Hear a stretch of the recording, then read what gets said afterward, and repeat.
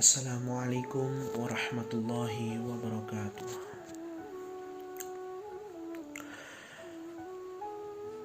Alhamdulillahirabbil alamin wa bihi nasta'inu ala umuri dunya waddin.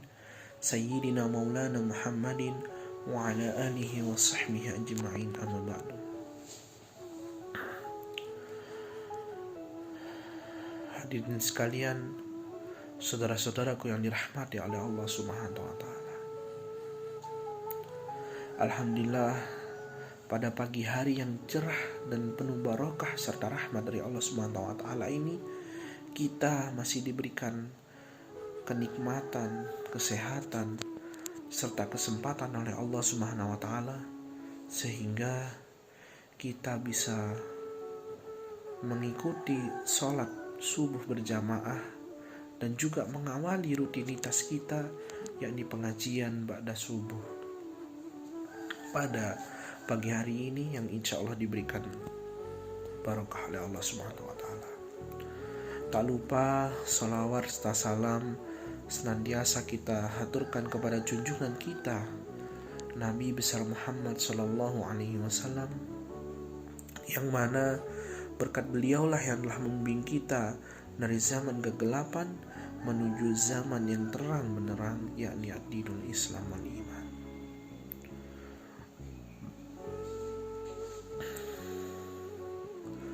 Saudara-saudaraku yang dirahmati oleh Allah Subhanahu wa taala, pada saat ini kita semua patut bersyukur kepada Allah Subhanahu wa taala karena bulan suci Ramadan yang baru saja kita lalui bersama dengan baik ini menandai awal kita, di mana kita telah lulus dari ujian bulan Ramadan dan juga menjadi awal dari ujian-ujian yang akan datang setelah bulan Ramadan.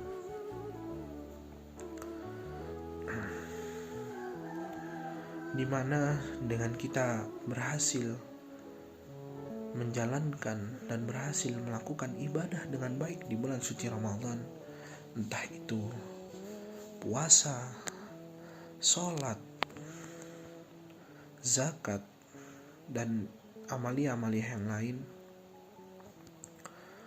itu artinya kita telah menambah pundi-pundi pahala kita, dan juga kita telah berhasil untuk menghapus segala dosa-dosa kita yang telah lalu. Itu semua sesuai dengan apa yang telah disabdakan oleh Rasulullah Sallallahu Alaihi Wasallam dalam hadisnya yang berbunyi, "Man shoma Ramadhana imanan wa ihtisaban, ghufira lahu ma taqaddama min dzambih." Yang artinya apa?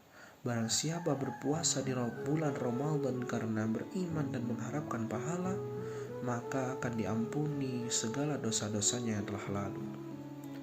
Nah, dari hadis itulah lahir sebuah perumpamaan atau sebuah slogan bahwasanya di bulan Idul Fitri ini kita dilahirkan kembali. Kita seperti dilahirkan kembali seperti seorang bayi yang baru dilahirkan oleh ibu kita, seperti selembar kertas putih yang belum ada goresan dan tulisan tinta. Saudara-saudaraku yang dirahmati oleh Allah Subhanahu wa taala, dari perumpamaan atau perkataan kembali suci ini, selain kita bersyukur kepada Allah karena dengan kembali suci ini kita dijadikan seperti seorang bayi yang belum pernah melakukan dosa, seorang bayi yang baru saja dilahirkan ke dunia oleh ibu kita, dan seperti kertas putih yang belum ada sama sekali tulisan maupun goresan tinta. Nah,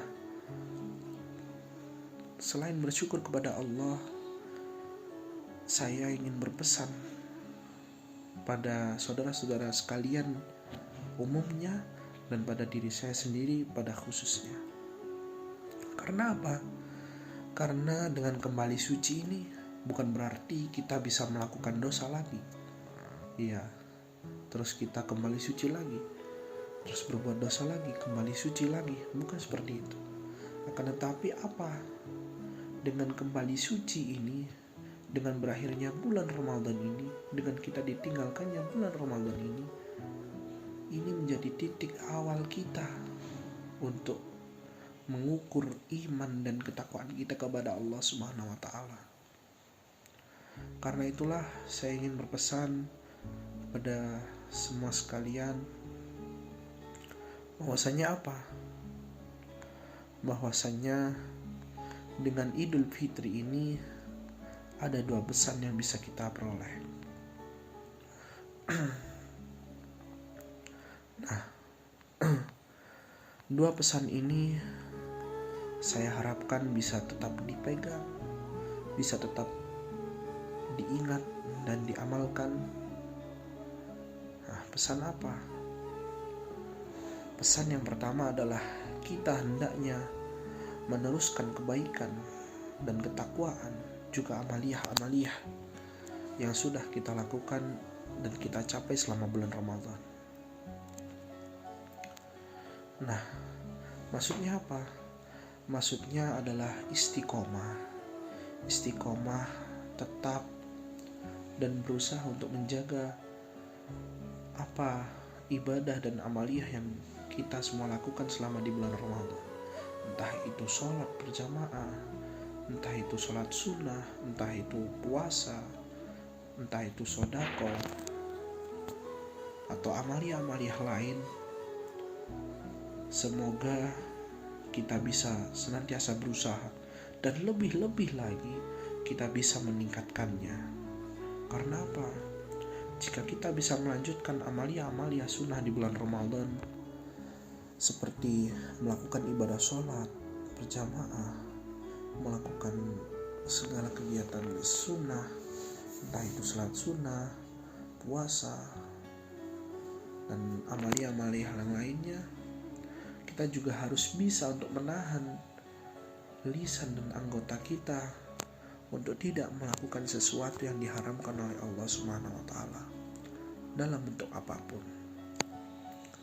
Sehingga momentum yang kita lakukan di bulan Ramadan bisa terus kita jaga di bulan-bulan selanjutnya dengan baik tanpa mengurangi suatu apapun. Inilah yang bisa disebut dengan istiqomah. Akan tetapi hal itu memang sering mustahil dilakukan oleh kita semua untuk menjaga apa amaliyah-amaliyah yang kita lakukan selama bulan Ramadan. Itu sangat sulit memang untuk dijaga dan dilakukan.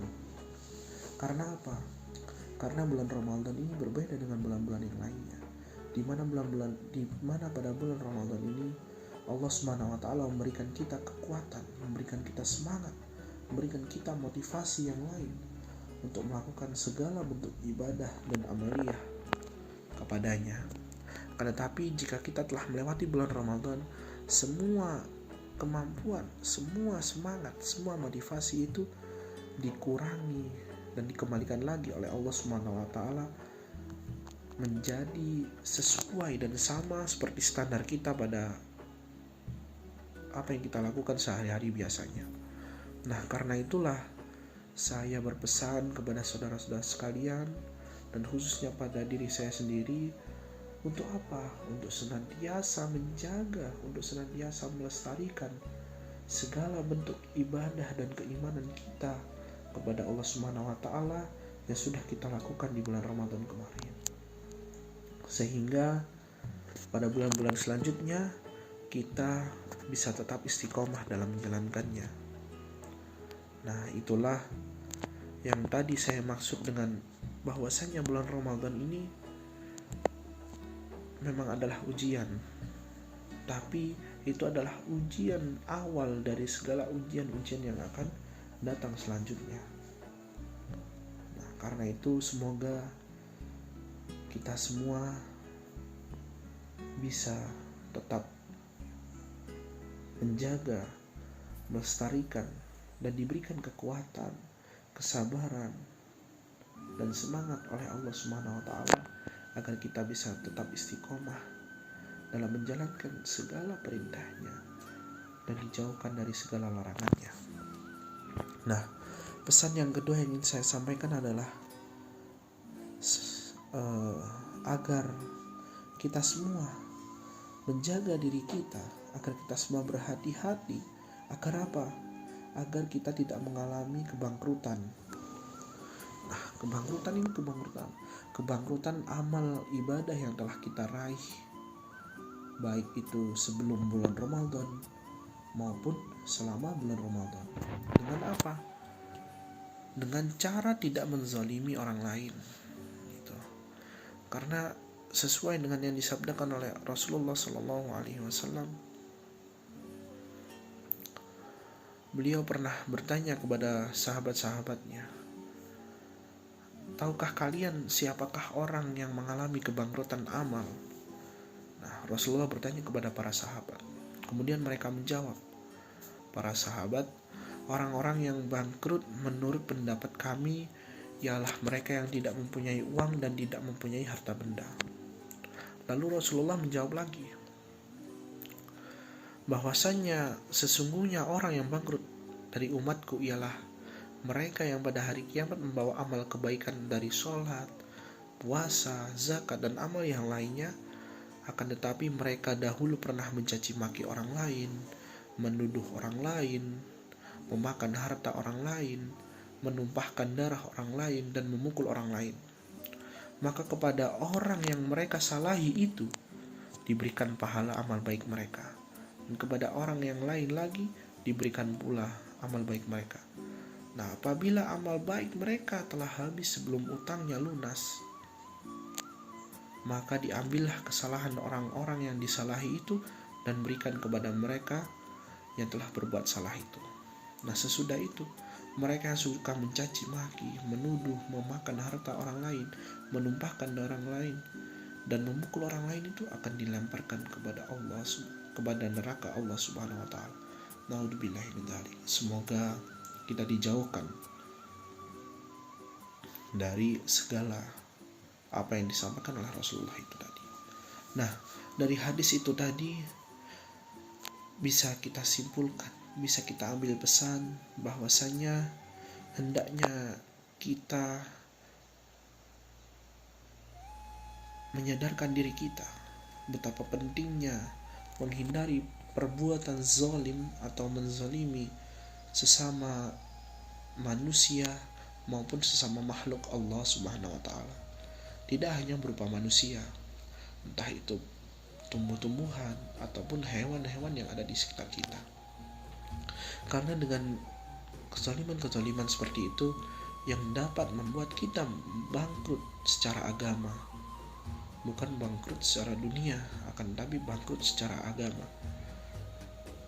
di mana ludesnya atau hancurnya segala amal-amal kebaikan yang telah kita kumpulkan dengan susah payah selama bertahun-tahun, bahkan selama hidup kita, untuk melunasi segala hutang kesalahan kita kepada orang lain. Terlebih lagi jika segala kebaikan kita itu tidak mencukupi untuk melunasi hutang-hutang kesalahan kita, maka segala kesalahan dari orang-orang yang kita salahi, yang kita zolimi, akan diberikan kepada kita, sehingga pada hari kiamat nanti kita dikumpulkan dan ditimbang segala amal kita, maka otomatis amal baik kita akan habis dan amal salah dan amal buruk kita akan semakin bertumbuk banyak. Naudzubillahi min dzalik. Nah, karena itulah saya ingin berpesan kepada saudara-saudara sekalian agar selain senantiasa menjaga dan istiqomah dalam beramaliyah dan berbuat baik dengan menjalankan segala perintah Allah dan menjauhi segala larangannya, saya harap kita semua bisa menjaga diri kita dari perbuatan menzolimi orang lain atau menyalahi orang lain. Agar apa? Agar segala amaliyah dan juga ibadah yang telah kita lakukan selama ini tidak diberikan kepada orang lain. Terlebih lagi jika kita tidak sanggup melunasi kesalahan kita kepada orang lain tersebut, maka kesalahan orang-orang lain itu akan diberikan kepada kita. Naudzubillahi min dzalik. Semoga kita senantiasa bisa beristiqomah kepada Allah Subhanahu wa taala dengan menjalankan segala perintahnya dan menjauhi segala larangannya. Dan semoga kita senantiasa dijauhkan dari perbuatan zalim dan juga perbuatan aniaya atau mencela. Nah, itu saja yang bisa saya sampaikan untuk mengawali pengajian rutin ba'da subuh hari ini, dan semoga kita bisa tetap diberikan kekuatan, kesehatan, kesempatan untuk senantiasa beristiqomah dalam melanjutkan rutinitas kita ini. Apabila ada baiknya, silakan diambil dan diamalkan. Apabila ada buruknya, mohon dimaafkan atas segala kesalahan. Wabillahi taufiq wal hidayah, wabiridho wal inayah. Assalamualaikum warahmatullahi wabarakatuh.